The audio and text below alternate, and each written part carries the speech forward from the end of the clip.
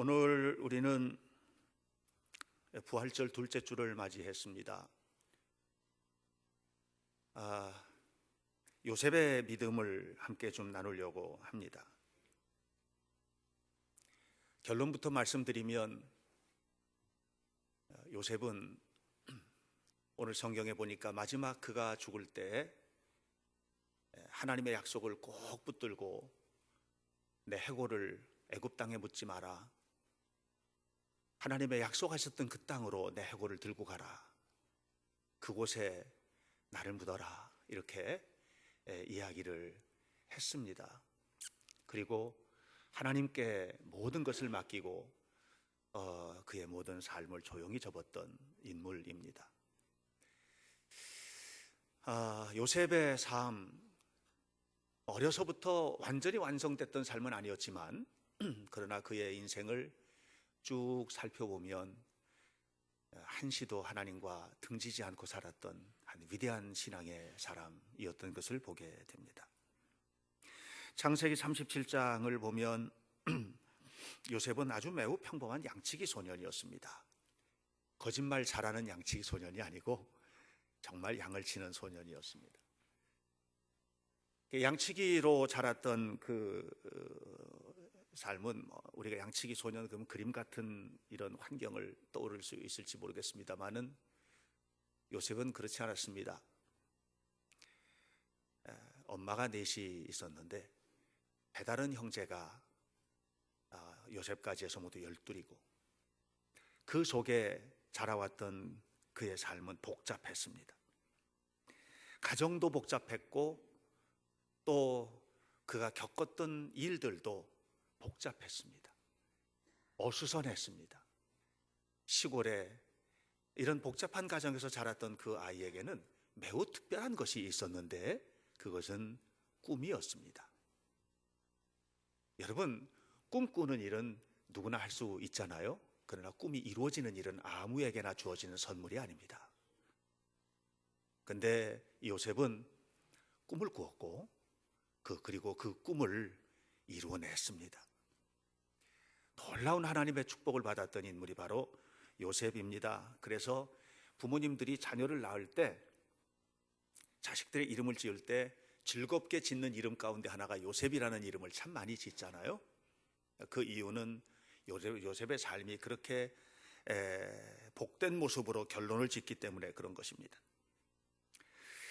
요셉이 꿈을 꿨는데 그 꿈 때문에 요셉의 삶은 참 달라졌어요. 여러분, 사람이 꿈을 잘 갖는다는 게 굉장히 중요한데 꿈이 분명하면 말이 달라지고요. 꿈이 분명하면 기도가 달라집니다. 그리고 꿈이 분명하면 살아가는 삶의 태도가 분명합니다. 그래서 제가 정말 간절히 바라는 것은 우리 아이들도 꿈을 꾸게 되기를 바라요. 특별히 하나님께서 보여주시는 꿈을 꾸게 되기를 바라요. 비전을 보는 거죠. 비전을 보는 거죠. 내가 꾸는 꿈이 있고 하나님이 보여주시는 꿈이 있거든요. 하나님께서 보여주시는 꿈을 꾸고 그 꿈을 향해서 한 걸음씩 나아가는 그런 삶을 산다는 것은 아름답습니다. 그러나 그 과정은 결코 순탄하지는 않습니다. 요셉이 꿈을 꿨고 그 꿈을 이루어내는데 그런데 그 꿈을 이뤄내는 모든 과정을 살펴보면 순탄하지는 않았습니다. 꿈이 이루어지기는커녕 꿈이 이루어지는 싹부터 잘라버리는 완전히 이 꿈과는 상관없는 그런 삶의 자리로 내던져지는 그런 경험들을 요셉은 하게 됩니다. 그럼에도 불구하고 그가 끝까지 그 자리를 지켜냈고 이루어낼 수 있었던 것은 하나님께서 함께 하셨기 때문입니다. 여러분, 하나님이 우리와 함께 하십니다. 하나님께서 우리를 이끌어 가십니다.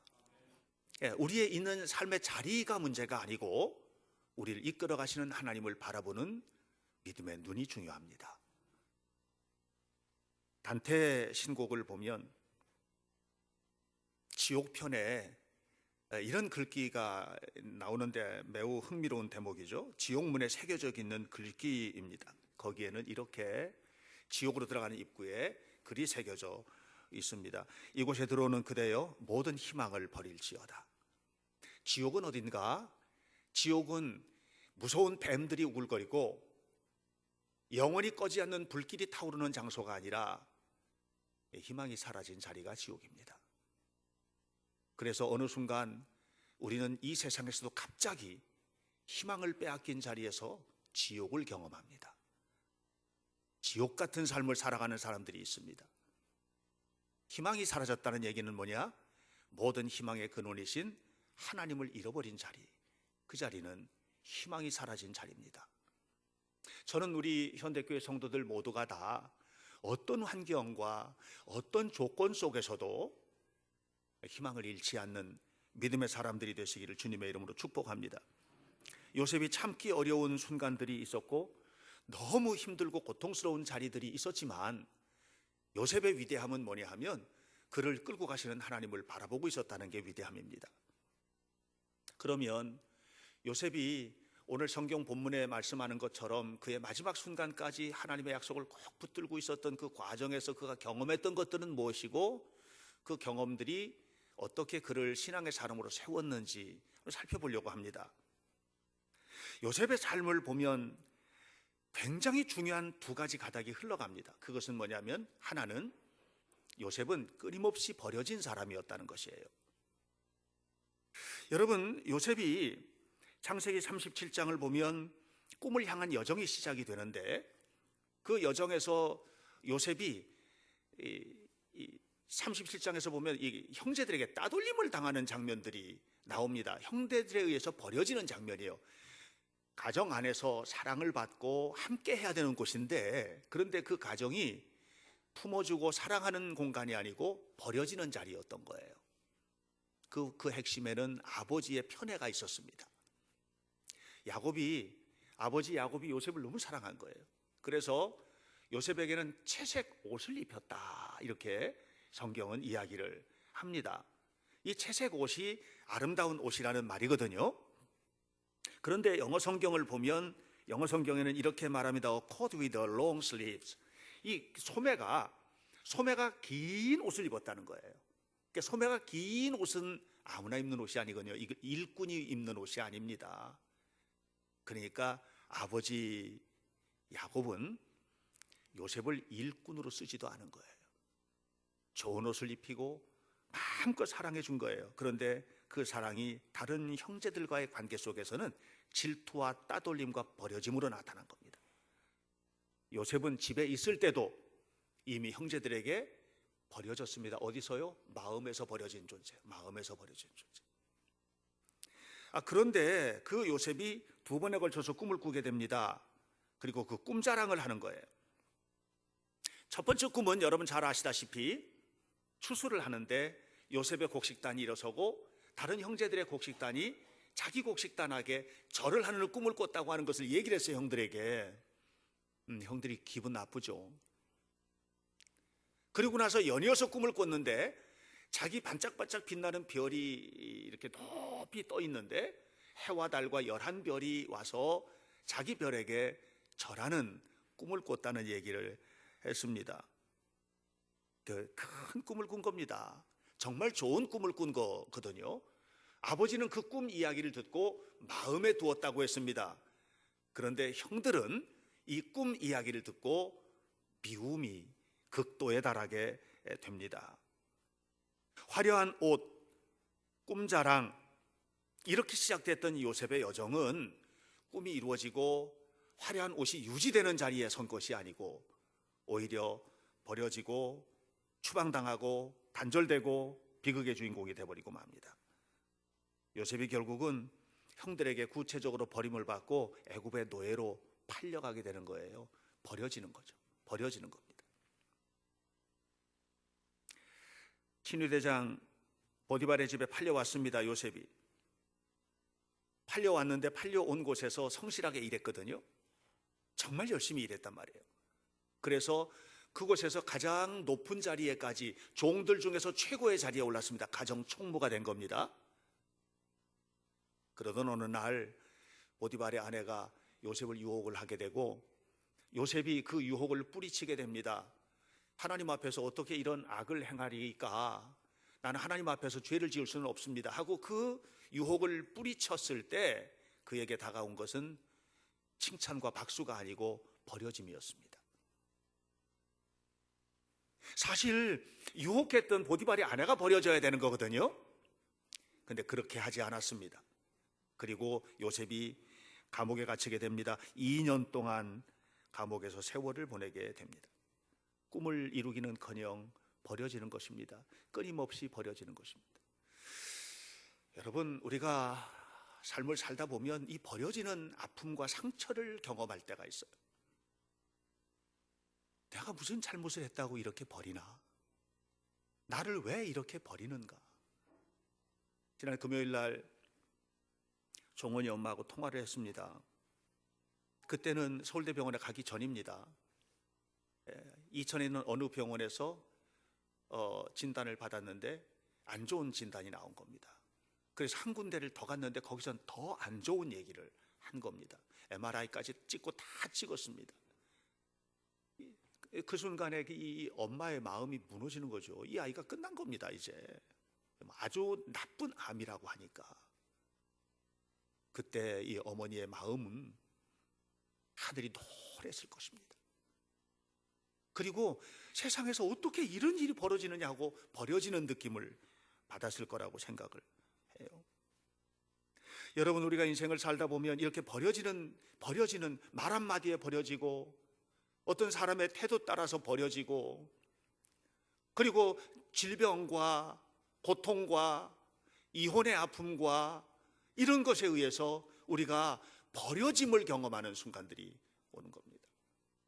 마르틴 하이데거는 인간 존재를 규명할 때 피투적 투기라는 말을 했습니다. 피투적 투기라는 말은 뭐냐면은 인간은 본래적으로 버려진 존재라는 겁니다. 과거에는 버려졌고 앞으로는 또 버려질 거라는 거죠.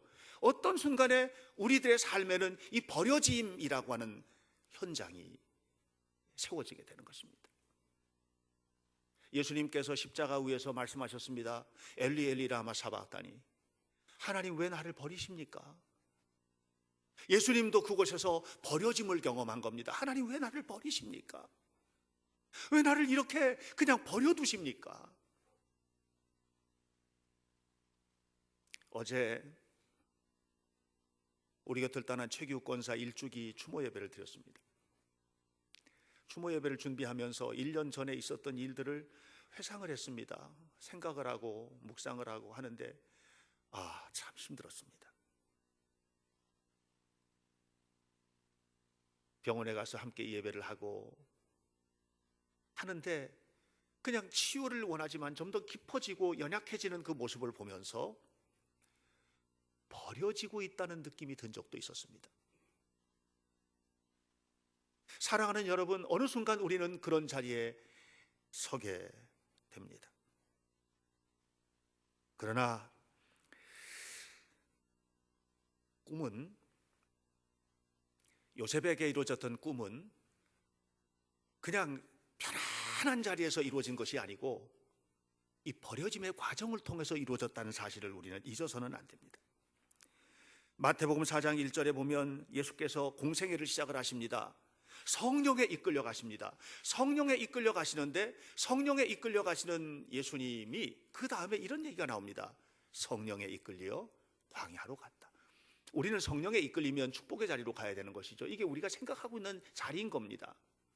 그런데 예수님은 성령에 이끌려 광야로 간 겁니다. 그곳에서 마귀를 만나고 사탄의 시험을 당합니다.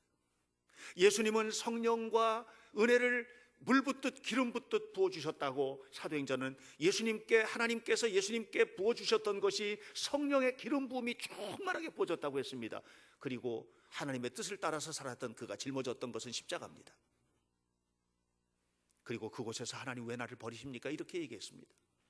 그러나 여러분, 하나님 안에 있는 우리에게 버려짐은 결단코 버려짐이 아닙니다. 그 순간에 우리가 주님을 바라보고 주님 앞에 서 있다면 그 자리는 버려짐의 자리가 아니고 하나님의 인도하심의 자리임을 기억하시기를 축복합니다. 예수님이 그렇게 십자가를 지고 왜 나를 버리셨습니까? 하고 말했지만 그 버려짐을 통해서 인류의 구원의 역사가 하나님의 꿈이 이루어지는 자리인 거죠. 그 자리가.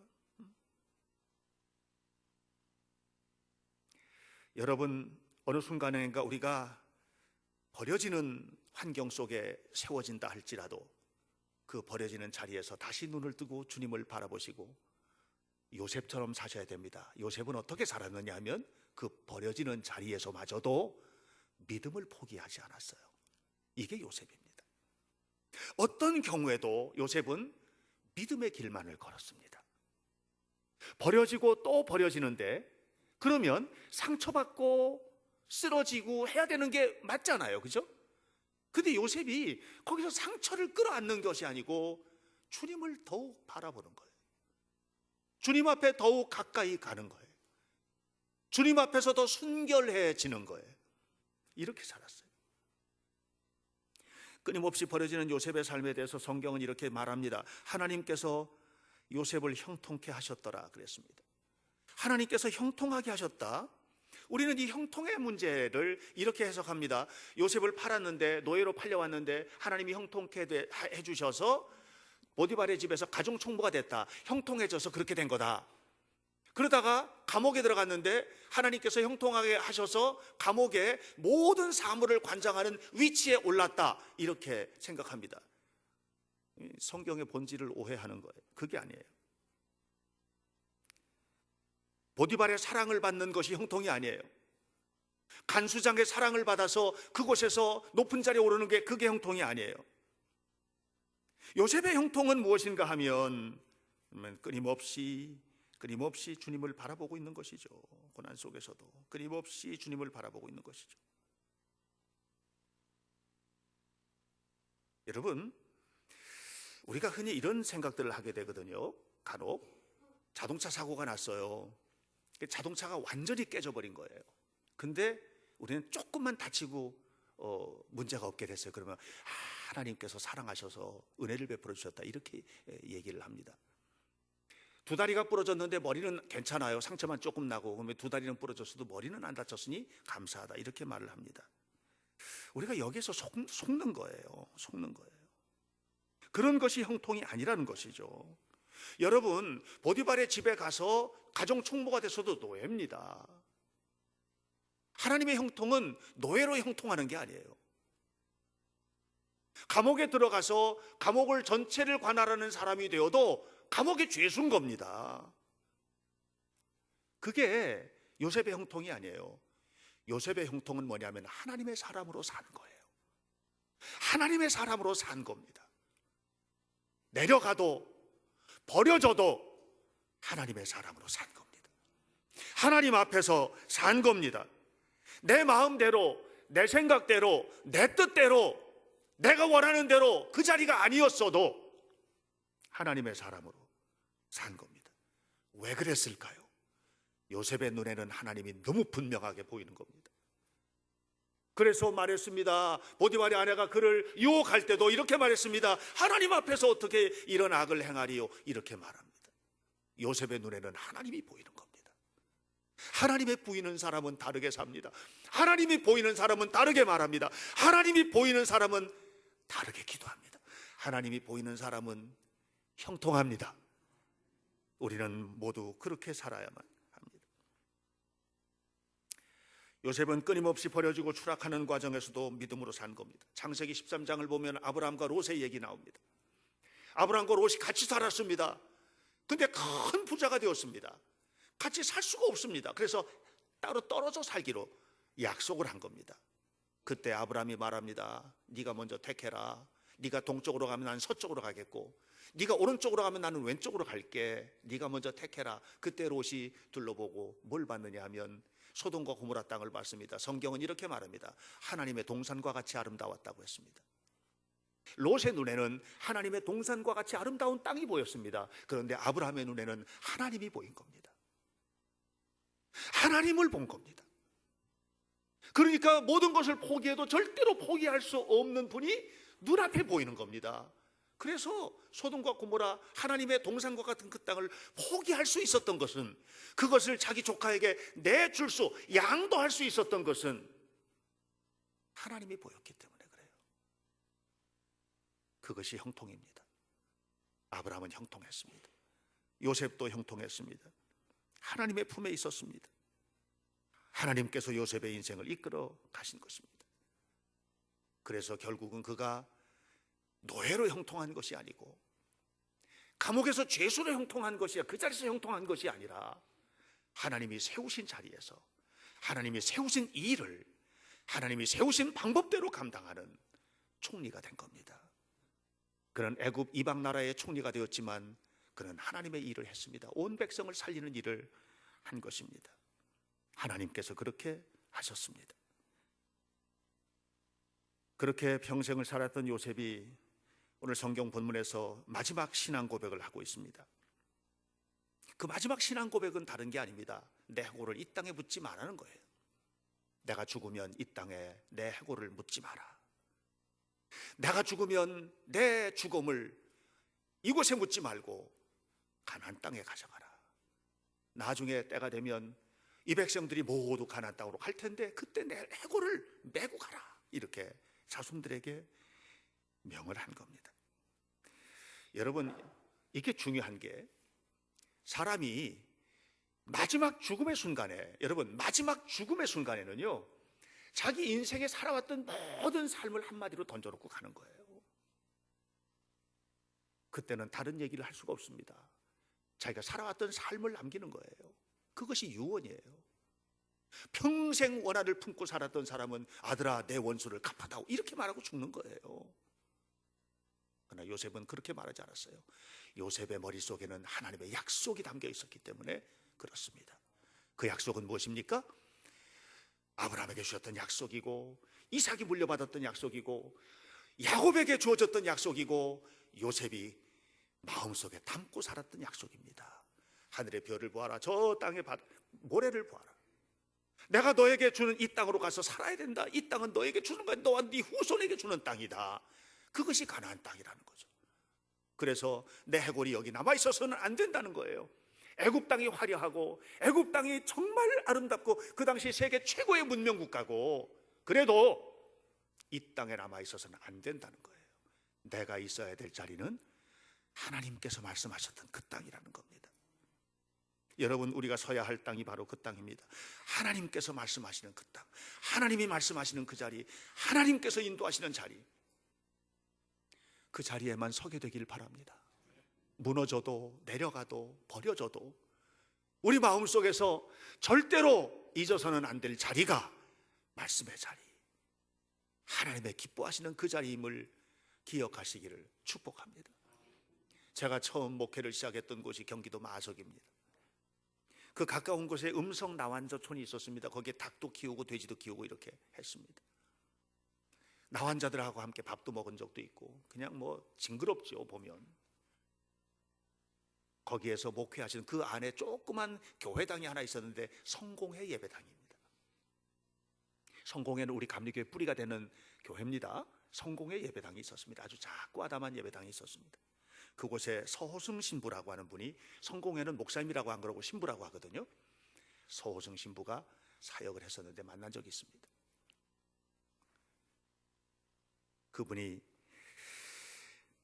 몇 년 전 돌아가셨습니다. 상악동 암으로 돌아가셨습니다. 상악동 암은 뭐냐면 이쪽에 광대뼈 쪽 이 안쪽에 이제 암이 생기는 건데, 그래가지고 왼쪽 눈이 실명하고 왼쪽 광대뼈가 모두 무너져 내리고 치아도 다 내려앉고 이렇게 암에 걸려서 돌아가셨습니다.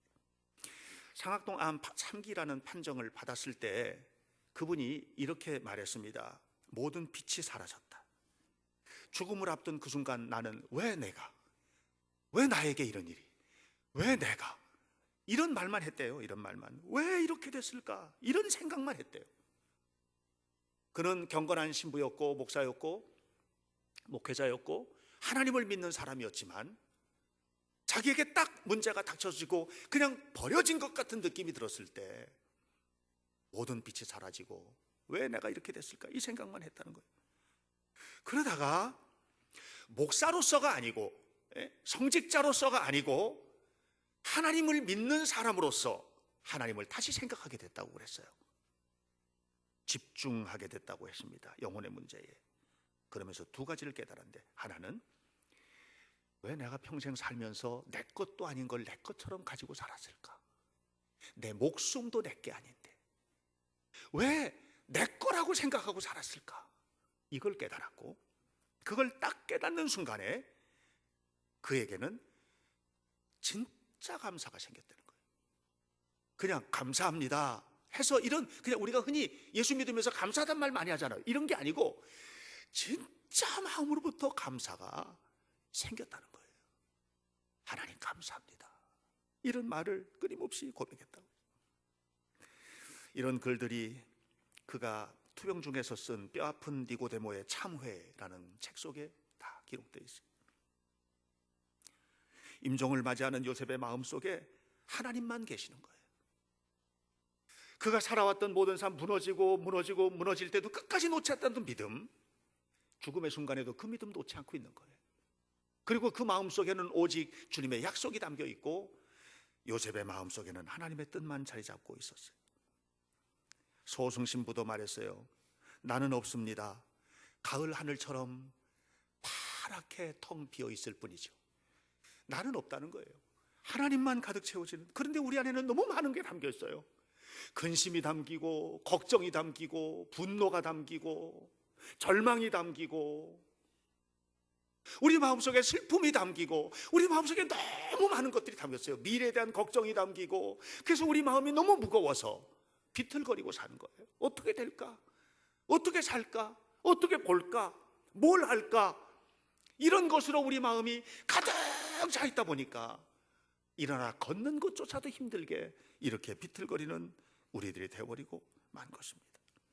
믿음으로 산다는 것은 무엇입니까? 요셉처럼 내려가도 주님을 바라보는 것입니다. 버려져도 주님을 바라보는 것입니다.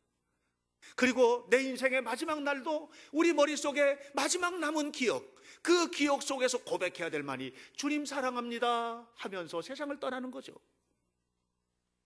주님만 사랑합니다 하고 가는 거예요. 요셉의 마음은 주님으로 충만했습니다. 죽는 순간까지 그랬습니다. 하나님이 정말 원하는 것이 무엇인지 알았습니다. 죽는 순간까지 그랬습니다. 가을 하늘처럼 비어있는 요셉의 마음은 하나님으로만 꽉 차 있습니다. 우리의 마음도 예수님으로 가득하기를 축복합니다. 정말 예수님으로 가득하기를 축복합니다. 진실로 예수님으로 가득하기를 축복합니다. 그래서 주님 바라보면서 살아가는 겁니다. 그렇게 살아갈 때, 그때 하나님이 나를 통해서 하나님의 꿈을 이루십니다. 내 꿈을 이루어달라고 하는 게 아니라 하나님께서 나를 통해서 이루시는 하나님의 꿈, 이 꿈의 주인공이 되는 겁니다. 그것은 결코 허접한 꿈이 아닙니다. 하나님께서 사용하실 것입니다. 우리 모두 부활하신 주님의 생명으로 가득한 우리가 이제 주님께서 꾸게 하시는 꿈을 마음에 담고 하나님이 기뻐하시는 일을 위하여 최선을 다하고 영광의 주님 앞에 나아가는 은혜로운 성도들이 다 되시기를 예수님 이름으로 간절히 축복합니다. 기도하겠습니다. 살아계신 하나님, 생명의 주님 감사합니다. 하나님, 우리 안에 너무 많은 것들이 있습니다. 그래서 인생이 너무나 무겁습니다. 절망, 분노, 걱정, 화, 질병, 낙심. 가만히 헤아려 보니 좋은 것보다도 좋지 않은 것으로 가득 차 있습니다. 때로는 우리 안에 욕심이 너무 가득해서 그 욕심 때문에 예수님이 거하실 자리가 분명하지 않게 되어버릴 때도 있습니다. 자비로우신 주님, 우리로 하여금 믿음으로 살게 하옵소서. 내 안에 텅 빈 가을 하늘처럼 비어있는 내 마음에 예수님 한 분으로 충만히 채워지게 도와주시고, 주님 바라보며 살아가는 우리의 삶 속에 주님의 꿈이 이루어지게 하옵소서. 그리고 마지막 순간에 우리도 요셉처럼 오직 주님만 사랑한다고 말하고 이 세상을 떠나 영원한 가나안 땅에 이르는 축복의 자녀가 되게 하옵소서.